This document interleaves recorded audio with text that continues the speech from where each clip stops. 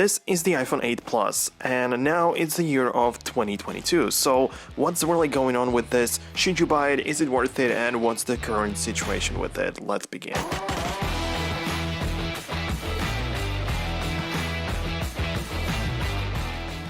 So let me begin by saying and showing you the exact price I managed to purchase this exact iPhone 8 Plus from eBay.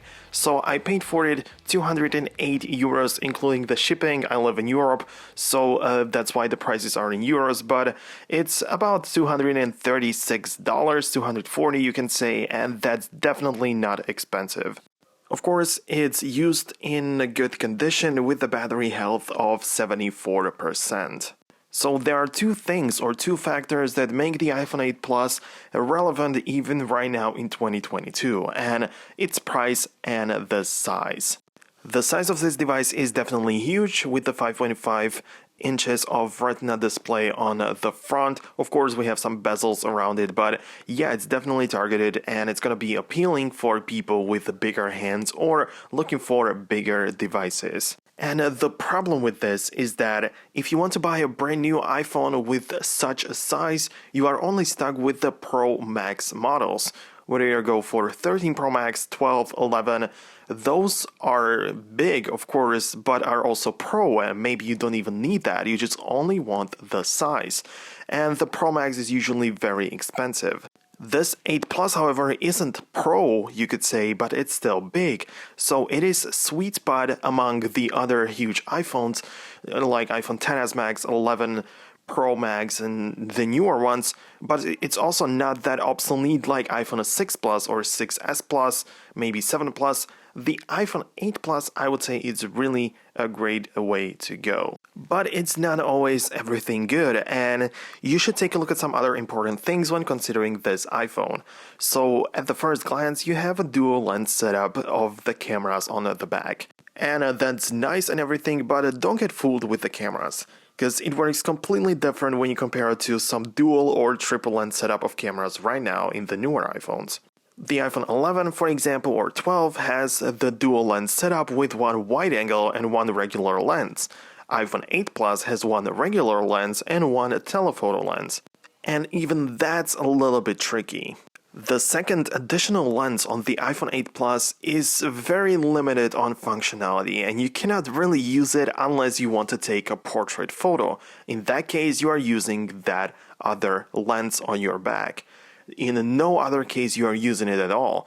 If you, for example, take a look at some other iPhones with the triple lens setup, let's say the iPhone 11 Pro Max, and let's say you want to zoom in. On the 11 Pro Max you are zooming in gradually, and at one point you can see that it switches from one camera to the other, and it effectively uses another lens on the back. Whereas on the iPhone 8 Plus, it only uses the one lens no matter how far you zoom, and you can even prove it by covering the telephoto lens on the back with your fingers and still zooming in. You can see that it does not use it at all.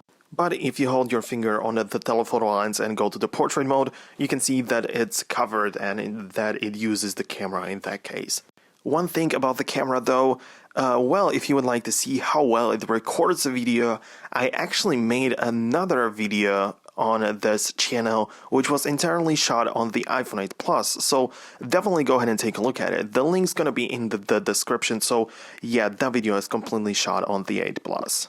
The other specs of this device are not really huge or great, it's just like a regular phone, and I would say that it is acceptable. Of course, it's a big phone, so kind of a bigger battery with 2600 milliamp hours. That's okay, I guess. It has 3 gigs of RAM, but Apple usually doesn't talk about it. It's just from people finding that out. But it has Apple A11 Bionic chip. That should be enough for regular usage. It's one of the last iPhones to ever support the 3D touch technology, so I definitely dig it, and if it were available on like the newer iPhones, I'd definitely go for it, but yeah, that's just kind of sad, I guess. This phone is available in the 64, 128 and 256 gigabytes version, so definitely look for the bigger capacities in case you would want to go ahead and buy it as used. I of course have the lowest 64 gigs for that price, but if you want to save, I guess this is the option to go. And because it of course supports the Touch ID instead of the Face ID, it's still a reliable way of authentication, so you can use Apple Pay and other Apple related stuff with the security unlocking buying apps from the App Store using your fingerprint and a whole bunch of stuff, so you're definitely not outdated with this type of thing. What I like about the iPhone 8 Plus and why I think that you should still consider buying it even in 2022 is the fact that it is kind of future-proof for at least the next 2 years. Because right now the iPhone 6s supports iOS 15 and it's going to be dropped out for the next version. The next year iPhone 7 is going to be dropped out most likely, and the iPhone 8 and 8 Plus should be supported for at least 2 years with the software updates. So that's definitely something nice to have.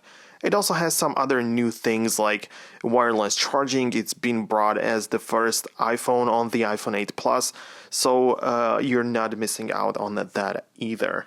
Buying this iPhone as used may be a little bit more difficult because you have to look for the price and make sure that the condition of the device is enough or acceptable, nice even. And also one tip and two tips I would say is to pay attention to the battery health, because replacing the battery is going to cost a lot compared to the price of the actual iPhone, and also make sure that the Touch ID really does work. If you're buying off eBay, make sure that they don't hide it or mention it in their description, or that it's not like on the photos, because it's something that you cannot replace or repair easily. Other than that, I think that you should go for this device in case you are on this type of budget and you're okay with the big size. Like I said, it's definitely dedicated for those people.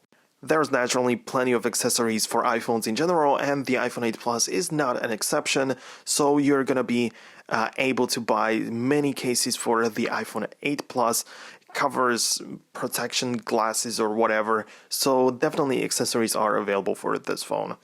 Right now, I would like to end the video right here. In case you would like to see more videos like these in the future, make sure to subscribe and don't miss future uploads. You can also leave a thumbs up on this video to let me know that you enjoyed it and liked it. And yeah, perhaps I'll also make some other videos about it, like specifically talking about the camera, because it was meant to be professional back then, so maybe I'll make a dedicated video just about that. So yeah, thanks a lot for watching. See you guys in the future.